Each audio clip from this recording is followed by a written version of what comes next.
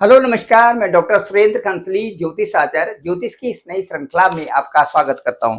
आज हम बात करने जा रहे हैं कर्क राशि की, कैंसर साइन की। ये राशि चक्र की ठीक चौथी राशि है और चौथी राशि होने के कारण इस राशि में बहुत कुछ यहाँ पर जो सुख सुविधा और प्रॉस्पेरिटी से संबंधित ये चीजें स्वभावतः ही इन राशि के साथ में होती हैं।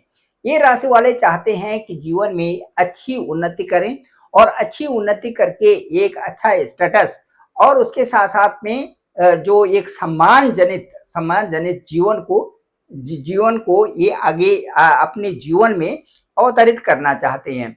ये जो कर्क राशि है ये एक हाईली सेंसिटिव राशि भी माना जाता है। रक्षाबंधन से यदि इसको जोड़ा जाए तो इसमें कोई भी संदेह नहीं है कि रक्षाबंधन का और कर्क राशि का बहुत अधिक संबंध है। एक तो भावनात्मक ढंग से सबसे ज्यादा भावनात्मक रूप में इस राशि को देखा गया है, कर्क राशि को। दूसरा, सुरक्षा के कारणों से भी सबसे महत्वपूर्ण इस राशि को देखा गया है कि सुरक्षा की इनको सबसे ज्यादा चिंता रहती है। तीसरा जो इस राशि के साथ में है वो ये है कि पारिवारिक रिश्तों को निभाने वाली ये राशि है कर्क राशि। चौथा इस राशि में ये है कि जो भाई बहन है उनको साथ में लेकर के चलना और परिवार को साथ में लेकर के चलना भी इस राशि के लोगों को बहुत पसंद है। चौथा जो इस राशि में देखा गया है और वो है परिवर्तन। परिवर्तन मतलब साथ साथ में ऐसा परिवर्तन जो सबको लेकर के चले। और एक जो अन्य जो बहुत बड़ा सूत्र है इस राशि का, कर्क राशि वालों का, वो ये है कि दूसरों की मदद करना, दूसरों के साथ में जो भी चीजें परेशानी में आ रहे हों उनके साथ में उनकी मदद कर देना। अच्छा, ये मदद ये दो तरह से कर सकते हैं। एक मदद तो इनके लिए जो सबसे महत्वपूर्ण ये समझा जाता है कि ये पैसे दे करके धन से संबंधित मदद को ये ज्यादा महत्व देती है। धन, किसी को धन देना और किसी के ऐसे समय में काम आना जबकि वो बहुत ही नीडी हो, ये इस राशि में कर्क राशि वालों के साथ में देखा जाता है। चलिए रक्षाबंधन से जोड़ते हैं। रक्षाबंधन में आता है एन बद्धो बलि राजा दानविंद्रो महाबला तेन त्वाम बदनामी रक्षे माचला माचला, ये आता है। ये जो है बलि राजा के साथ में था कि वो जब भगवान उनकी परीक्षा लेते हैं और दान, वो बहुत दानी हैं, तो वो उनको कोई भी ऐसा नहीं कोई भी यदि बहुत निर्बल उनके सामने आता है तो उसकी जरूर ही मदद करते हैं। उसी तरह से दान के क्षेत्र में वो बहुत बड़ी दानी माना जाता है। और होता भी यही है कि जब कोई आदमी किसी संघर्ष के साथ में किसी रास्ते में चलना शुरू कर देता है तो वो संघर्ष चलते चलते ईश्वर उनकी परीक्षा लेने लगते हैं। ये सबके साथ में होता है। और ईश्वर यदि परीक्षा लेते हैं और उस परीक्षा में आप कामयाब हो जाते हैं तो आप ये बताइए कि आपका स्थान सुरक्षित, इस जीवन मानव मूल्य आपके लिए सुरक्षित हो ही गया। तो बलि राजा के साथ में भी यही था कि जब उन्होंने 2 पग जमीन से सारा पृथ्वी, आकाश और सभी पाताल लोक और सभी लोकों को ले लिया था, दान में ले लिया था, उसके बाद बचता क्या था? उसके बाद जो है जब धरती आसमान सारा ले लिया था तो उसके बाद बचता क्या था? उसके बाद केवल बलि राजा ने कहा कि हे प्रभु, केवल अब मेरा शरीर रह गया है, तो आप इस पर तीसरा चरण जो आपका 3 पग जमीन के लिए कहा था, तो तीसरा जो है मेरे ऊपर आप रख लीजिए ताकि मेरे ऊपर आपकी पूर्ण कृपा हो जाए। तो फिर बलि के ऊपर आशीर्वाद दिया था तीसरा चरण रख करके, और उसके बाद बलि राजा को पाताल लोक का साम्राज्य दिया गया था। तो बलि ने कहा कि हे प्रभु, यदि आप मेरे से प्रसन्न हैं तो जैसे ही मैं सुबह अपनी नींद जैसे ही मेरे खुले पहले आपके दर्शन करूं। तो पाताल लोक का पूरा राज्य राजा बलि को मिला। और उसके बाद जो है सुबह सुबह द्वारपाल के रूप में भगवान, जो पूरे विश्व के जो पालनहार है, वो उनके सामने वो द्वारपाल के रूप में प्रकट होते थे। और वो जो द्वारपाल के रूप में बलि के साथ में होते थे, उसके बाद क्या हुआ कि लक्ष्मी जी, उनकी जो पत्नी है, विष्णु जी की जो पत्नी है लक्ष्मी जी, जब कई दिनों तक जो विष्णु के उसमें रहे कि विष्णु भक्त ने अपने बस में भगवान को कर लिया है, तो वो पाताल लोक में जाती हैं और वहां बलि को रक्षा सूत्र पहनाती हैं, रक्षाबंधन का रक्षा सूत्र पहनाती हैं। तो वो रक्षा सूत्र जैसे ही पहनाते तो उसके बाद बहन को कुछ देने का इस पर्व में होता है कि भाई और बहनों का बड़ा प्यार। तो उस समय उन्होंने कहा था कि हे भाई, यदि तुम मेरे से प्रसन्न हो तो मेरे पति को अब मेरे पास दे दो। फिर विष्णु जी को वो अपने साथ में लेकर के बैकुंठ गई थी। एक कहानी ये है।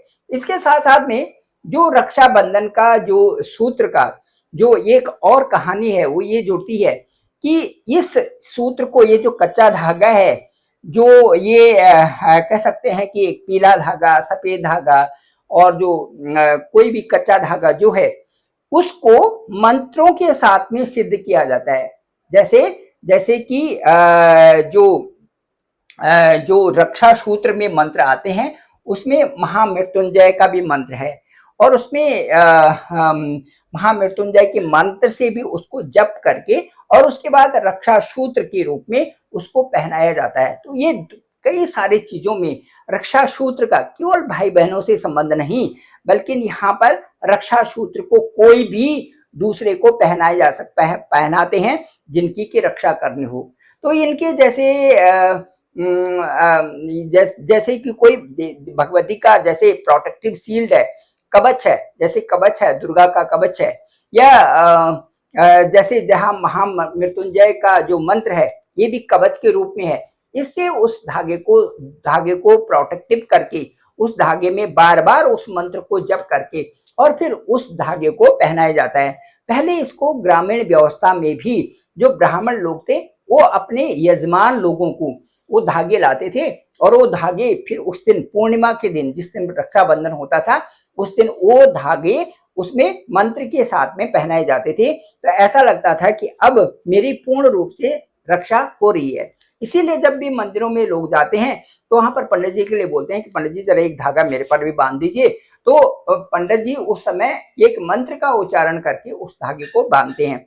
लेकिन मेरा कहने का जो तात्पर्य है वो ये है कि कर्क राशि के साथ में क्योंकि एक भावनात्मक होते हैं, सुरक्षा के कारणों को ये बहुत महत्व देते हैं, साथ साथ में वो एक परिवार का और साथ साथ में लोगों की भलाई के लिए अपनी जिंदगी, अपने मानव मूल्य को समझते हैं। उसमें उनके लिए भी वो धागा बहुत जरूरी है। मंत्रों का जप करके, जैसे एक धागा लिया, उसको एक प्लेट में रखा और जो पूजा स्थल है वहां पर जाकर के आप बैठे। पूजा स्थल को पहले आपने शुद्ध किया, वहां पर जो जो आसन है उसकी शुद्धि की, आसन शुद्धि के बाद में आचमनी की और उसके बाद आपने उस जो जो आपके इष्ट देवता और सबका नाम लेकर के स्वस्थ वाचन किया और उसके बाद वहां पर गणेश आदि देवताओं का नाम करते हुए धूप दीप और सारी चीजें करते हुए जो देवता हैं उनके चारों तरफ भी गंगा जल से शुद्धि करते हुए और उसके बाद जब आसन में बैठे हुए हैं, आसन में आप धूप दीप करते हुए उसके बाद शुरुआत करते हैं और उसमें जो रोली है और चावल है और चंदन है ये सब रखते हुए और फिर सभी देवी देवताओं को भी तिलक करते हुए, अपने को भी तिलक करते हुए, रक्षा सूत्र को हाथ में रखते हुए और फिर उस मंत्र का आप जप कर रहे हैं, बार बार जप कर रहे हैं, 101 बार जप कर रहे हैं उस रक्षा सूत्र पे और फिर उस रक्षा सूत्र को आप जिस उद्देश्य से है उस उद्देश्य से पहना रहे हैं। तो उस उद्देश्य से ब्राह्मण भी यदि अपने यजमान को पहनाते हैं तो यजमान की रक्षा होती है, बहन भाई को पहनाती है, बहन की रक्षा होती है, भाई भी जो है जब रक्षा सूत्र को मंत्रों के द्वारा अपनी बहन को या फिर इसी तरह से कोई भी दूसरे मानव को इस तरह से रक्षा सूत्र बांधता था और रक्षा सूत्र का मतलब है प्रोटेक्टिव शील्ड। तो जो जो महामृत्युंजय जब भी है उसका भी यही महत्व है, उसका भी बहुत बड़ा महत्व है कि उस मंत्र को, जो शिव के कई मंत्र हैं उसके साथ साथ में और भी मंत्रों की इसी तरह से साधना करके और उस रक्षा सूत्र को पहनाया जाता है।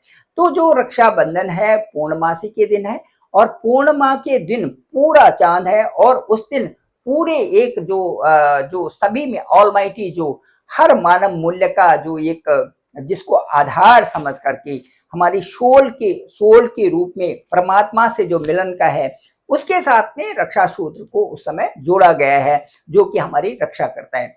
तो जो कर्क राशि है, इसमें परिवार के रिश्तों को और मदद करने के लिए साथ साथ में यदि ये कर्क राशि वाले हर बुधवार को गणेश जी को लड्डू चढ़ाएं तो ये भी बहुत अच्छा रहता है।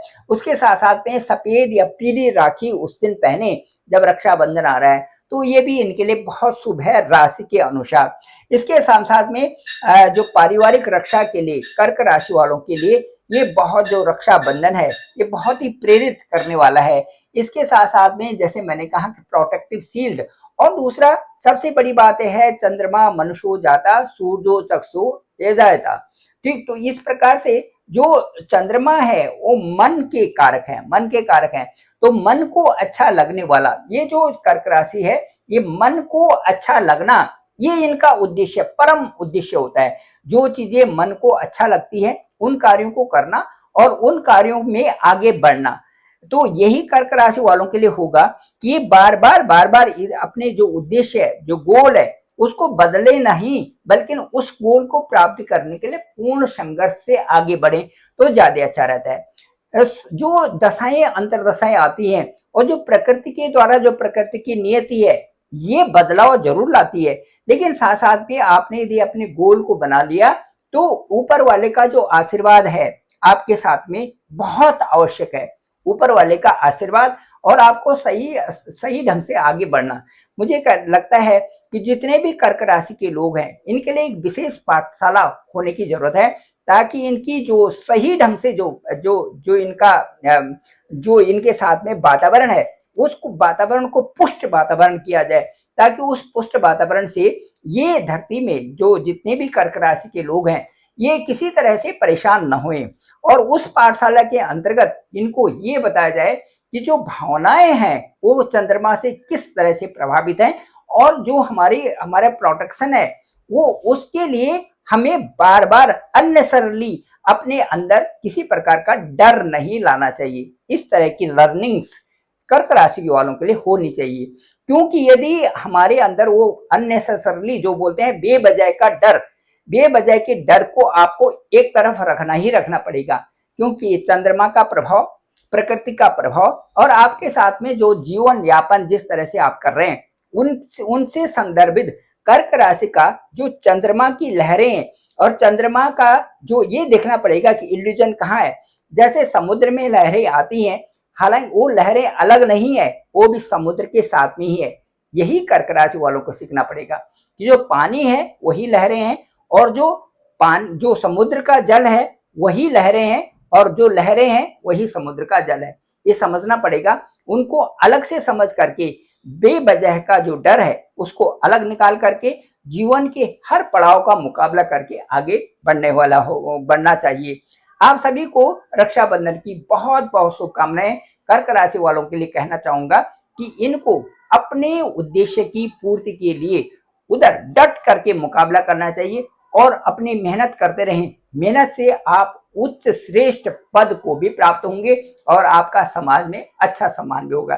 Thank you very much. इसके साथ साथ में आपकी जो कुंडली है, आपका जो हॉरोस्कोप है वो बहुत महत्वपूर्ण है, और आज के दिन में आपकी अब क्या दशा और अंतर्दशा चल रही है ये भी बहुत महत्वपूर्ण है। जो हाउसेस, कुंडली के जो हाउसेस हैं ये भी बहुत महत्वपूर्ण है। यदि आपका भाग्य स्थान की दशा, आपकी दशम भाव की दशा और आपकी जो लाभ की दशा यदि चल रही है, साथ साथ में 1, 4, 7, 10 की यदि आपकी दशाएं चल रही है, त्रिकोण की दशाएं चल रही हैं, तो ये आपको बहुत बेहतर रिजल्ट्स देते हैं। साथ साथ में ये देखना पड़ेगा कि आपका उस समय डायरेक्शन क्या है और क्या आप फॉलो कर रहे हो। आपकी मन को पढ़ते हुए फिर आपके यदि कुंडली का एनालिसिस किया जाए तो आपके लिए बहुत बेहतर हो जाता है। Thank you very much. Description पे मेरा नंबर है 9868280191। मेरा डॉक्टर सुरेंद्र खंसली नामक से चैनल है, इसको आप सब्सक्राइब भी करें, सभी लोगों को भेजें ताकि सबको जानकारी हो सके। आप सभी का धन्यवाद, आप सभी का बहुत बहुत आभार।